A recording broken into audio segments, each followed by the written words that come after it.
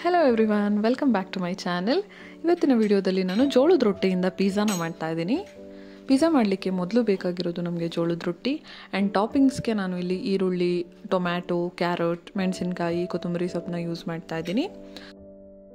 So pizza ಮಾಡಲಿಕ್ಕೆ ಫಸ್ಟಿಗೆ pizza ಸಾಸ್ನ ready ಮಾಡ್ಕೊಳ್ಳೋಣ. ಅದಕ್ಕೆ ನಾನು ರಾ ಟೊಮ್ಯಾಟೊ ಕಾಯಿದ್ರೆ ತುಂಬ ಒಳ್ಳೆಯದು. ನಾನು ತೊಗೊಂಡಿರೋ ಟೊಮ್ಯಾಟೊ ಸ್ವಲ್ಪ ಹಣ್ಣಾಗಕ್ಕೆ ಬಂದಿತ್ತು.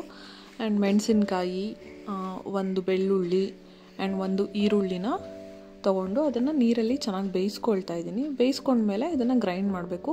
ಸ್ವಲ್ಪ ಜೀರಿಗೆ ಮತ್ತು ಉಪ್ಪು ಹಾಕ್ಕೊಂಡು ಗ್ರೈಂಡ್ ಮಾಡಿಕೊಂಡ್ರೆ ತುಂಬ ಚೆನ್ನಾಗಿರುತ್ತೆ. ಇವಾಗ ಪಿಜ್ಜಾ ಮಾಡಲಿಕ್ಕೆ ನಾನು ಒಂದು ತವಾ ತೊಗೊಂಡು ತವಕ್ಕೆ ಸ್ವಲ್ಪ ತುಪ್ಪನ ಸವರ್ಕೊತಾ ಇದ್ದೀನಿ. ತುಪ್ಪ ಅಥವಾ ಎಣ್ಣೆ ಸವರ್ಕೋಬೋದು, ಸವರ್ಕೊಂಡಿಲ್ಲ ಅಂದರೂ ನಡೆಯುತ್ತೆ, ಇಟ್ಸ್ ಆಪ್ಷನಲ್.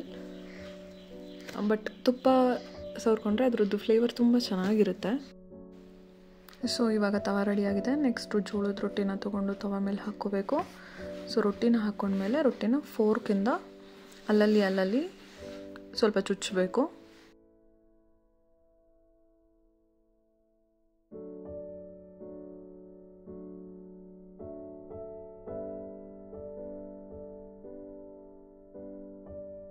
ಸೊ ಇದಾದಮೇಲೆ ನಾವೀಗಾಗಲೇ ಬೇಯಿಸ್ಕೊಂಡಿರೋ ಟೊಮ್ಯಾಟೊ, ಮೆಣಸಿನ್ಕಾಯಿ, ಬೆಳ್ಳುಳ್ಳಿ, ಈರುಳ್ಳಿನೆಲ್ಲ ಗ್ರೈಂಡ್ ಮಾಡ್ಕೊಂಡಿದ್ವಲ್ಲ, ಆ ಪೇಸ್ಟನ್ನ ರೊಟ್ಟಿ ಮೇಲೆ ಚೆನ್ನಾಗಿ ಸ್ಪ್ರೆಡ್ ಮಾಡಬೇಕು.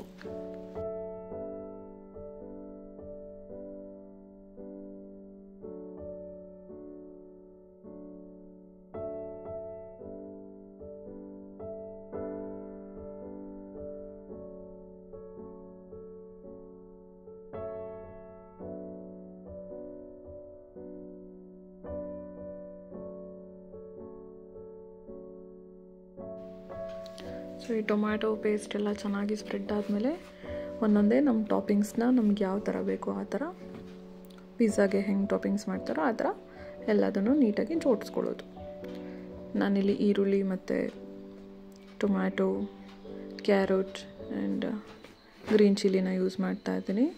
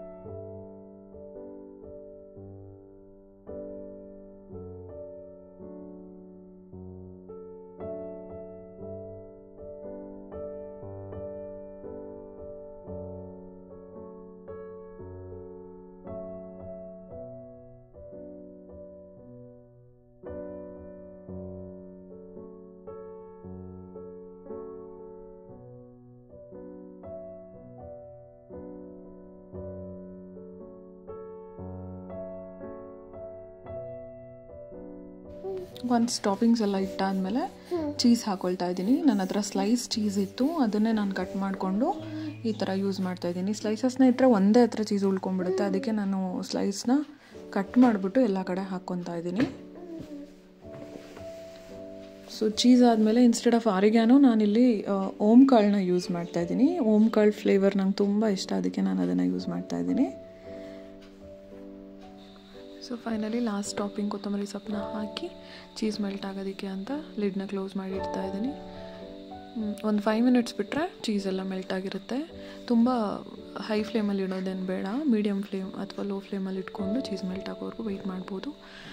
ತುಂಬಾ ಬೇಗ ಆಗುತ್ತೆ. ವಿತಿನ್ 10 ಮಿನಿಟ್ಸ್ ನಾವು ಈ ಪಿಜ್ಜಾನ ರೆಡಿ ಮಾಡ್ಕೋಬಹುದು. ಆ್ಯಂಡ್ ಟೇಸ್ಟ್ ಕೂಡ ಸೂಪರಾಗಿರುತ್ತೆ. ಅಂದರೆ ರೊಟ್ಟಿ ಟೊಮೆಟೊ ಕಾಯಿ ಚಟ್ನಿ ಎಷ್ಟು ಚೆನ್ನಾಗಿರುತ್ತೋ ಅದನ್ನು ಪಿಜ್ಜಾಗೆ ಟರ್ನ್ ಮಾಡಿದ್ರೆ ಆ ಟೇಸ್ಟ್ ಇನ್ನೂ ಡಬಲ್ ಆಗುತ್ತೆ.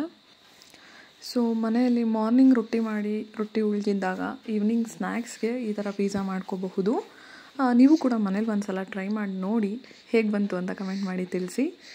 ವಿಡಿಯೋ ಇಷ್ಟ ಆಗಿದರೆ ಲೈಕ್ ಮಾಡಿ, ಶೇರ್ ಮಾಡಿ ಮತ್ತು ಚಾನಲ್ನ ಮರಿದೆ ಸಬ್ಸ್ಕ್ರೈಬ್ ಮಾಡಿ ಅಂತ ಹೇಳ್ತಾ ಈ ವಿಡಿಯೋನ ಇಲ್ಲಿಗೆ ಎಂಡ್ ಮಾಡ್ತಾಯಿದ್ದೀನಿ. ಮುಂದಿನ ವಿಡಿಯೋದಲ್ಲಿ ಮತ್ತೊಂದು ಇಂಟ್ರೆಸ್ಟಿಂಗ್ ಟಾಪಿಕ್ ಜೊತೆ ಸಿಗ್ತೀನಿ. ಅಲ್ಲಿವರೆಗೂ ಟೇಕ್ ಕೇರ್, ಬಾಯ್ ಬಾಯ್.